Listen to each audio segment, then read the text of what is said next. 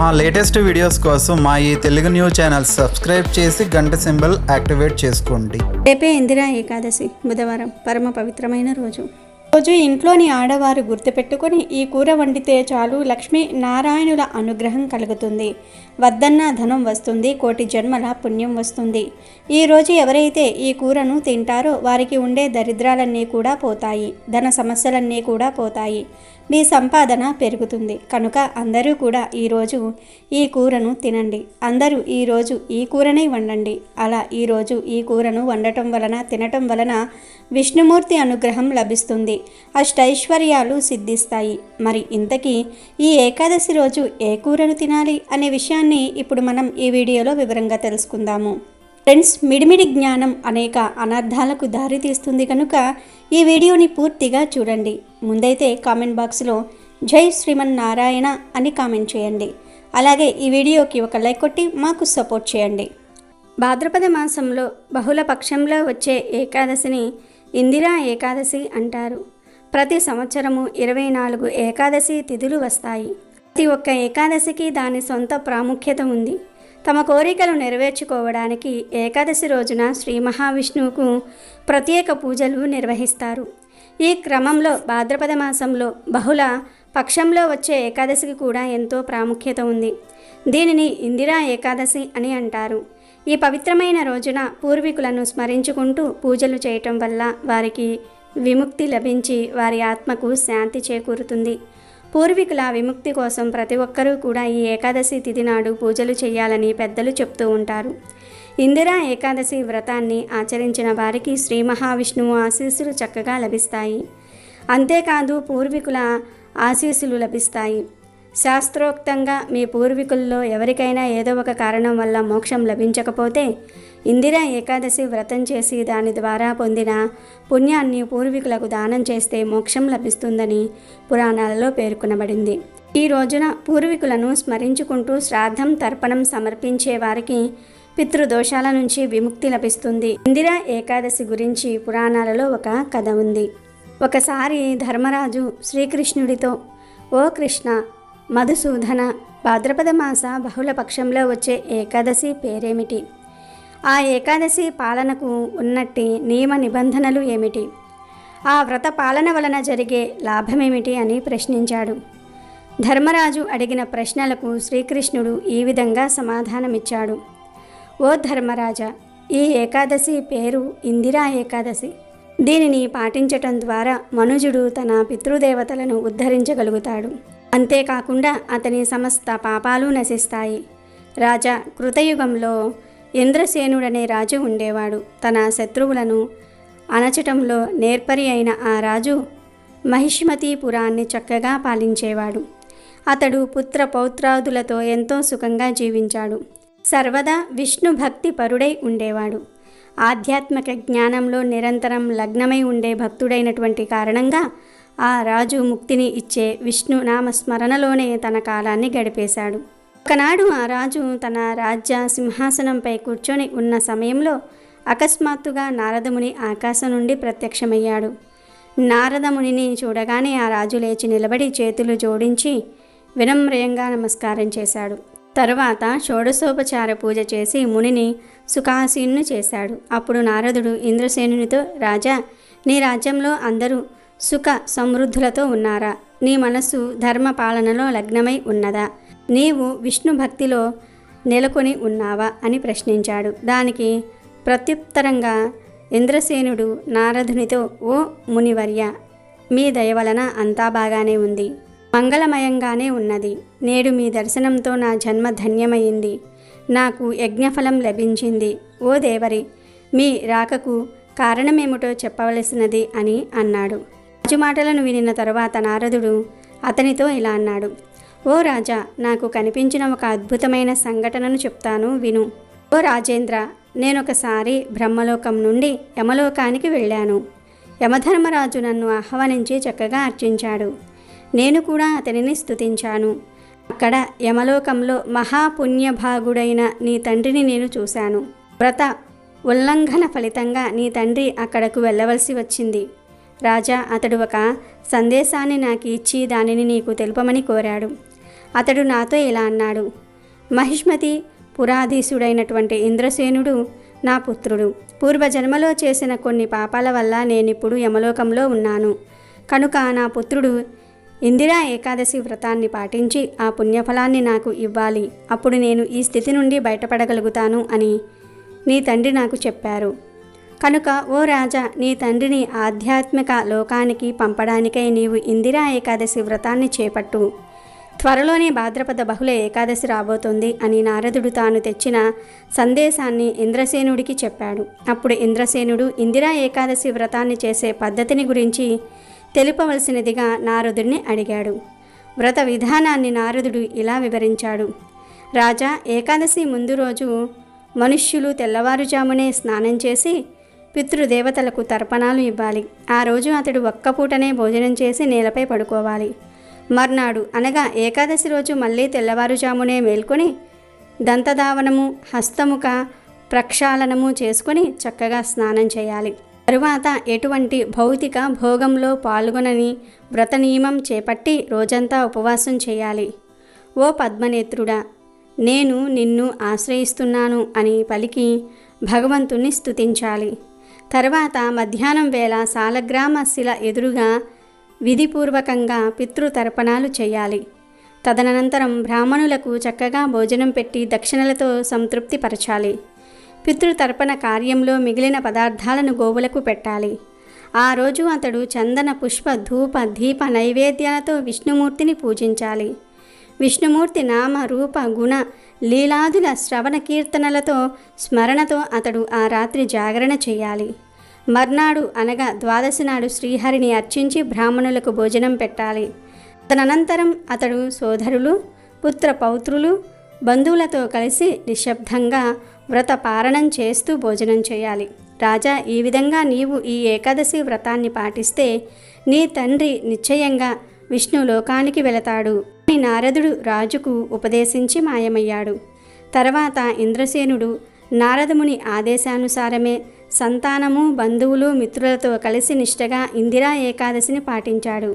ఆ వ్రత మహిమ కారణంగా ఆకాశం నుండి పుష్పవర్షం కురిసింది. ఇంద్రసేనుని తండ్రి గరుడ వాహనం మీద విష్ణు పాదాన్ని చేరుకున్నాడు. తర్వాత రాజర్షి అయిన ఇంద్రసేనుడు ఎటువంటి అడ్డంకులు లేకుండా రాజ్య పరిపాలన చేసి చివరకు రాజ్యాన్ని తన పుత్రునికి అప్పగించి తాను భగవంతుని వద్దకు వెళ్ళిపోయాడు. ఇందిరా ఏకాదశి మహిమే ఇటువంటిది. ఈ ఇందిరా ఏకాదశి మహిమను చదివేవాడు, వినేవాడు సమస్త పాప విముక్తుడై చివరకు విష్ణు పాదాన్ని చేరుకుంటాడు అని ధర్మరాజుతో శ్రీకృష్ణుడు చెప్పాడు. కనుక ఈ ఇందిరా ఏకాదశి చాలా విశేషమైనది. ఇక ఎంతో పవిత్రమైన ఈ ఏకాదశి రోజు ఇంట్లోని ఆడవారు దొండకాయ కూరను వండాలి. ఎందుకంటే ఈరోజు అందరూ దొండకాయ కూరను తింటే చాలా మంచిది. ఈరోజు దొండకాయ కూరను తింటే లక్ష్మీ నారాయణుల అనుగ్రహం కలుగుతుంది. దొండకాయతో పాటు ఈరోజు ఉలవలతో చేసిన కూరను తిన్నా కూడా కోటి జన్మల పుణ్యం వస్తుంది. ఉలవలతో చేసే కూరలంటే ఉలవ చారు, ఉలవ పప్పు, ఉలవల కూర, ఇలా ఉలవలతో ఏదో ఒక కూర వండుకొని తినండి. కనుక ఈ ఏకాదశి రోజు అందరూ దొండకాయ కూరను కానీ ఉలవల కూరను కానీ తప్పనిసరిగా తినండి. దొండకాయను కూర వండుకొని తినవచ్చు, లేదా పచ్చడి చేసుకొని తినవచ్చు, లేదా దొండకాయ ఫ్రై చేసుకోవచ్చు, లేదా దొండకాయను పప్పులో వేసి కూర వండుకోవచ్చు, లేదా దొండకాయ 65 చేసుకోవచ్చు. ఇలా ఈరోజు ఏ రూపంలో దొండకాయను తిన్నా అష్ట ఐశ్వర్యాలు సిద్ధిస్తాయి. కోటి జన్మల పుణ్యంతో మీరు కోటీశ్వర్లుగా మారే అవకాశాలు వస్తాయి. లేదంటే ఈరోజు ఉలవలతో ఏదో ఒకటి వండుకొని తిన్నా కూడా లక్ష్మీ నారాయణుల అనుగ్రహం కలుగుతుంది. దరిద్రాలన్నీ కూడా పోతాయి. ఎందుకంటే ఉలవలు చాలా బలాన్ని ఇస్తాయి. ఈ ఏకాదశి రోజు ఉలవలతో చేసిన కూర తినాలని శాస్త్రాలు చెప్తూ ఉన్నాయి. కనుక ఈరోజు ఆడవారు గుర్తుపెట్టుకొని దొండకాయ కూరను కానీ ఉలవల కూరను కానీ వండండి. అందరూ ఈ కూరలను తినండి. అలా తినటం వలన విష్ణుమూర్తి అనుగ్రహం, లక్ష్మీదేవి అనుగ్రహం కలిగి మీకు ఉన్న కష్టాలన్నీ కూడా పోతాయి. దరిద్రాలన్నీ కూడా పోతాయి. వద్దన్న ధనం వస్తుంది. ధన సమస్యలన్నీ పోతాయి. కోటి జన్మల మహాపుణ్యం వస్తుంది. కనుక అందరూ ఈరోజు ఈ కూరలను వండండి, తినండి. మీకన్నీ శుభాలే జరుగుతాయి. ఇక ఈ ఏకాదశి రోజు పొరపాటున కూడా నాన్ వెజ్ తినకూడదు. అంటే గుడ్డు, చికెను, మటన్, రొయ్యలు, పీతలు, నత్తలు, చేపలు ఇలాంటివి ఏమీ కూడా తినకూడదు. గుడ్డును చాలామంది నాన్ వెజ్ కాదనుకొని తినేస్తూ ఉంటారు. కానీ గుడ్డు కూడా నీచే. ఏకాదశి రోజు గుడ్డు కూడా తినకూడదు. కనుక ఈరోజు ఇంట్లో మాంసాహారం వండవద్దు, తినవద్దు. ఇంట్లో అనే కాదు, మీరు బయట కూడా నాన్ వెజ్ తినకూడదు. అంటే రెస్టారెంట్స్లో, బజార్లో, నూడిల్స్ బళ్ళ దగ్గర, బిర్యానీ షాపుల దగ్గర, బజ్జీ బళ్ళ దగ్గర ఎక్కడా కూడా నాన్ వెజ్ తినకూడదు. కేవలం కూరల రూపంలోనే కాదు, ఏ రూపంలోనూ కూడా నాన్ వెజ్ను తినకూడదు. అంటే నూడిల్స్, మంచూరియా, బిర్యానీ, బర్గర్లు, పిజ్జాలు, egg puff, chicken lollipop, chicken joints, chicken wings, chicken pakodi, ఇలా ఏ రూపంలోనూ కూడా నాన్ వెజ్ను తినకూడదు. చివరికి కేకును కూడా ఈరోజు ముట్టుకోవద్దు. ఎందుకంటే కేకులో గుడ్డు కలుస్తుంది, అది కూడా నీచే కనుక తినకూడదు. ఇలా ఈ ఏకాదశి రోజు ఏ రూపంలోనూ కూడా నాన్ వెజ్ తినకుండా జాగ్రత్తగా ఉండండి. కాదని ఈరోజు నాన్ వెజ్ తింటే దేవతల ఆగ్రహానికి గురి అవుతారు. ఇక మీరు ఎన్ని పూజలు చేసినా ఫలితం రాదు, దరిద్రాన్ని అనుభవిస్తారు. కనుక అందరూ కూడా ఈరోజు ఈ ఆహార నియమాలను పాటించండి. ఈ ఏకాదశి రోజున చేసే విష్ణు పూజలకు కోటి జన్మల పుణ్య ఫలితాన్ని పొందవచ్చు.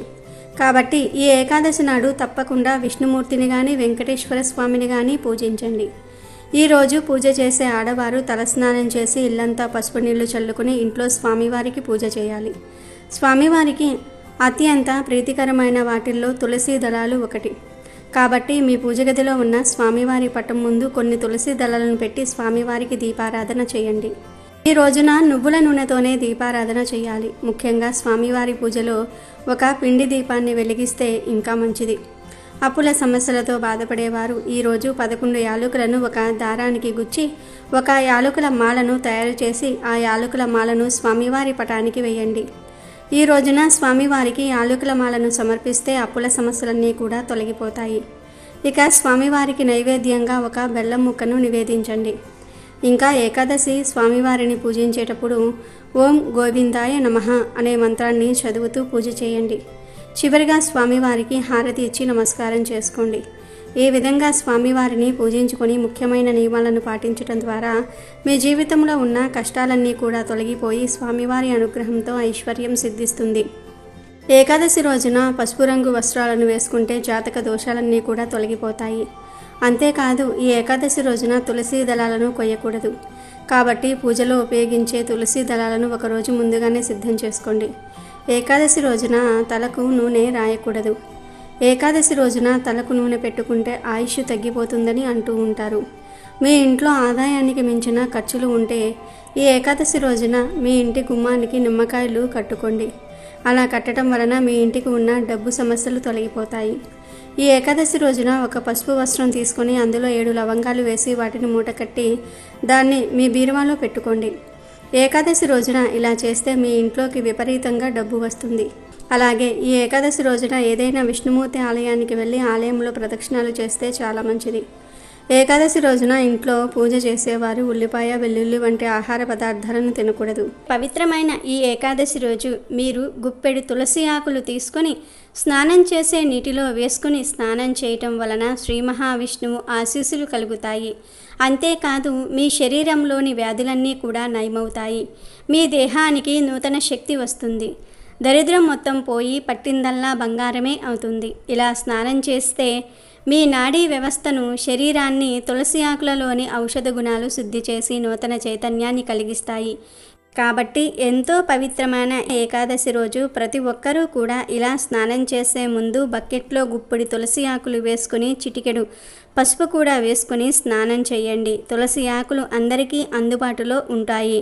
తులసితో స్నానం చేస్తే శరీరం శుద్ధి అవుతుంది. అదేవిధంగా ఈ ఏకాదశి రోజు 11 సార్లు శ్రీరామ రామ రామేతి రమే రామే మనోరమే సహస్రనామ తత్తుల్యం రామనామ వరాననే అనే ఈ మంత్రాన్ని పఠిస్తే చాలా మంచిది. విష్ణుమూర్తి అనుగ్రహం కలుగుతుంది. మీకు అన్ని శుభాలే జరుగుతాయి. ప్రత్యేకించి ఏకాదశి రోజు ఉదయం స్నానం చేసుకుని చక్కగా మంచి దుస్తులు ధరించి దగ్గరలో ఉండే వేప చెట్టు దగ్గరకు కానీ ఉసిరి చెట్టు దగ్గరకు కానీ వెళ్ళండి. వెళ్ళి ముందు ఆ చెట్టుకు చెంబుడు నీళ్లు సమర్పించండి. తర్వాత వీలు కుదిరితే చెట్టు చుట్టూ 11 ప్రదక్షిణలు చేయండి. అలా ప్రదక్షిణలు చేసిన తర్వాత చెట్టును 11 సార్లు తాకండి. అలా తాకేటప్పుడు మాకు ఉన్న కష్టాలన్నీ పోవాలి, మా ఇంటికి లక్ష్మీదేవి నారాయణుడితో సహా వచ్చి తిష్ట వెయ్యాలి, మాకు ధనలాభం కలగాలని సంకల్పం చెప్పుకోండి. ఆ తర్వాత కాసేపు ఆ చెట్టు కింద కూర్చోండి. 2 నిమిషాలు కూర్చొని చెట్టు నుండి వచ్చే గాలిని పీల్చండి. ప్రకృతిని ఆస్వాదించండి. ఇలా ఎప్పుడో ఒకసారి అయినా సరే ప్రకృతితో సమయం గడిపితే మనసుకు చాలా ప్రశాంతంగా ఉంటుంది. దాని వలన చాలా రకాల రోగాలు పోతాయి. ముఖ్యంగా ఏకాదశి రోజు వేప చెట్టును లేదా ఉసిరి చెట్టును తాకితే లక్ష్మీదేవి అనుగ్రహం, విష్ణుమూర్తి అనుగ్రహం కలుగుతుంది. చాలా మంచి జరుగుతుంది. ఉసిరి చెట్టును శ్రీ మహావిష్ణువు స్వరూపంగా భావిస్తారు. ఉసిరిక లక్ష్మీదేవికి ఎంతో ఇష్టమైనది. ఈ చెట్టును శ్రీ మహావిష్ణువు రూపంలో ఎక్కువగా ఆరాధిస్తూ ఉంటారు. ఉసిరికాయల మీద ఒత్తులు పెట్టి వెలిగించే సాంప్రదాయం కూడా ఉంది. ఉసిరి చెట్టులో ఎన్నో ఔషధ గుణాలు ఉన్నాయి. ఆయుర్వేదంలో వాడే ప్రసిద్ధ ఔషధమైన త్రిఫల చూర్ణంలో ఉసిరి పొడి కూడా ఒక భాగం. ఉసిరి చెట్టును పూజిస్తే సమస్త విష్ణు క్షేత్రములయందు విష్ణు పూజ చేసిన ఫలం లభిస్తుంది. ఉసిరి చెట్టు అంటే విష్ణువు ఒక్కడికే కాదు, శివుడికి కూడా చాలా ఇష్టం. పూర్వం శ్రీ లక్ష్మీదేవి భూమిపైకి వచ్చింది. ఆ సమయంలో శివకేశవులను పూజించాలనుకుంది. ఇద్దరినీ ఒకే సమయంలో పూజించాలని అనుకుంది. అప్పుడు ఆమె ఉసిరి చెట్టును ఎంచుకుని ఉసిరి చెట్టును పూజించి శివకేశవుల అనుగ్రహాన్ని పొందిందని పురాణాలు చెప్తూ ఉన్నాయి. శివకేశవులు ఉసిరి చెట్టులో నివసిస్తారని ఈ కథ ద్వారా తెలుస్తుంది. అంతేకాదు ఉసిరి చెట్టు దిగువ భాగంలో బ్రహ్మ కూడా ఉంటాడని విశ్వాసము. ఉసిరి చెట్టు క్రింద పురాణ కాలక్షేపం చేస్తే జన్మ జన్మల పాపాలు పోతాయి. అంతేకాదు వేప చెట్టు కూడా ఎంతో విశేషమైనది. హిందూ ధర్మంలో కొన్ని చెట్లు పూజనీయమైన చెట్లుగా, పవిత్రమైన చెట్లుగాను గుర్తించబడ్డాయి. వాటిల్లో వేప చెట్టు కూడా ఒకటి. వేప చెట్టు ఆరోగ్యపరంగా మేలు చేయటమే కాకుండా వాస్తుపరంగాను అనేక ప్రయోజనాలను చేకూరుస్తుంది. శుభకార్యమైన పండగైన మామిడాకులు ఎంత ముఖ్యంగా అలంకరిస్తామో వాటికి మన సాంప్రదాయంలో ఎంత ప్రాధాన్యత ఉందో అంతే ప్రాముఖ్యత వేప ఆకుకు కూడా ఉంది. వేప చెట్టు చాలా పవిత్రమైనది. వైద్యంలో దీన్ని పాత్ర గురించి కౌటిల్యుడు అర్థశాస్త్రంలో వివరించాడు. మన ప్రాచీన ఆయుర్వేదంలో కూడా వేప గురించి అనేక రుజువులు ఉన్నాయి. భూమి మీద అమృతం చుక్కలు పడితే అది వేప చెట్టుగా మొలిచిందని పురాణాలలో కథలుగా వ్రాశారు. వేప చాలా విధాలుగా పనికి వస్తుంది. వైద్యదేవుడైన ధన్వంతరిగా వేపనే కొలుస్తారు. ఎవరైతే జీవితం మొత్తంలో ఒక్క వేప చెట్టును నాటుతారో వాళ్ళు స్వర్గానికి తిన్నగా చేరుకుంటారని శాస్త్రం చెప్తుంది. కాబట్టి మీరు కూడా రేపు వేప చెట్టును లేదా రాగి, ఉసిరి చెట్లను ఏకాదశి రోజు టచ్ చేసి శుభ ఫలితాలను పొందండి. ఈ కలియుగంలో చాలామందికి ఏకాదశి ప్రాముఖ్యత తెలియటం లేదు. ఏకాదశి రోజు రకరకాల తప్పులు చేస్తూ ఉన్నారు. ఏకాదశి అంటే ఏక ప్లస్ దశ అంటే 11 అని అర్థం. 5 జ్ఞానేంద్రియాలు, 5 కర్మేంద్రియాలు, ఒక మనసు, ఈ 11 ఉండబట్టే మన జీవితం ముందుకు నడుస్తుంది. ఈ 11 ఇంద్రియాలను పవిత్రంగా అదుపులో ఉంచుకోవటమే ఏకాదశి. నాలుక, ముక్కు, చెవి, కన్ను, చర్మం ఇవి 5 జ్ఞానేంద్రియాలు. వీటి వలనే మనకు సెన్స్ తెలుస్తుంది. ఏకాదశి రోజు ఈ 5టిని పవిత్రంగా ఉంచుకోవాలి. నాలుకను పవిత్రంగా ఉంచుకోవడానికి మాంసం, మద్యం, తాంబూలం వేసుకోవటం, పరుల తిండిని ఏకాదశి రోజు పక్కన పెట్టేయాలి. అలాగే చెవి, ముక్కు, కన్ను, చర్మం వీటికి సంబంధించి కూడా పవిత్రంగా ఉండాలి. అంటే ఇరుగు పొరుగు వారి మీద చాడీలు వినకుండా, చూడకూడనివి చూడకుండా ఉంటే అప్పుడు ఈ జ్ఞానేంద్రియాలను పవిత్రంగా ఉంచుకున్నట్లు అవుతుంది. అలాగే ఏకాదశి రోజు అసలు అభ్యంగన స్నానం చేయకూడదు. అంటే తలంటు స్నానం చేయకూడదు. ఎందుకంటే అది భోగదాయకం. అలాగే ఏకాదశి రోజు క్షవరం చేయించుకోకూడదు. తల మీద నీళ్లు పోసుకుని స్నానం చేయొచ్చు. మృత్తికా స్నానం చేస్తే ఇంకా మంచిది. మృత్తికా స్నానం అంటే మట్టిని, నువ్వుల పిండిని, ఆవు పేడను ఈ మూడిటిని కలిపి ఒంటికి పట్టించుకొని స్నానం చేస్తే దానిని మృత్తికా స్నానం అంటారు. ఈ 3 పదార్థాలు దివ్యమైన ఔషధ గుణాలను కలిగి ఉంటాయి. ఈ మృత్తికా స్నానం చేసే శరీరానికి చాలా మేలు జరుగుతుంది. వాక్కు, చేతులు, కాలు, మలద్వారం, మూత్రద్వారం ఈ 5 కర్మేంద్రియాలు. ఈ కర్మేంద్రియాలతో కూడా ఎటువంటి తప్పులు చేయకూడదు. అంటే పరులను నిందించకూడదు, బాధ పెట్టకూడదు. పాషాండులతో చర్చలకు, వాదనలకు దిగకండి. అలాగే దశమి రాత్రి నుండి ద్వాదశి రోజు పారణ చేసే వరకు బ్రహ్మచర్యం పాటించాలి. ఇలా ఈ తప్పులు చేయకుండా ఉండగలిగితే గనుక జ్ఞానేంద్రియాలు, కర్మేంద్రియాలు, మనసు ఇవన్నీ పవిత్రంగా ఉంటాయి. ఇది ఏకాదశి చేసే పద్ధతి. దీనితో పాటు ఏకాదశి పూజ చేసుకోవాలి. ఏకాదశి ఉపవాసాన్ని 12 ఏళ్లలోపు పిల్లలు, 65 ఏళ్లు దాటిన వృద్ధులు చేయకూడదు. ఏకాదశిని గృహస్థులు, బ్రహ్మచారులు, సన్యాసులు, వితంతువులు ఎవరైనా సరే చేసుకోవచ్చు. ఏ కులం వారైనా సరే చేసుకోవచ్చు. కాబట్టి ఆరోగ్యపరంగా, ఆధ్యాత్మిక పరంగా ఎన్నో ప్రయోజనాలు అందించే ఏకాదశిని ఎవ్వరూ వదలవద్దు. ఏకాదశిని ఆచరించి శుభ ఫలితాలను పొందండి. విష్ణుమూర్తి అనుగ్రహంతో సంతోషంగా జీవించండి. వీడియో నచ్చితే లైక్ చేయండి, షేర్ చేయండి, బట్ సబ్స్క్రైబ్ చేసుకోవడం మర్చిపోవద్దు.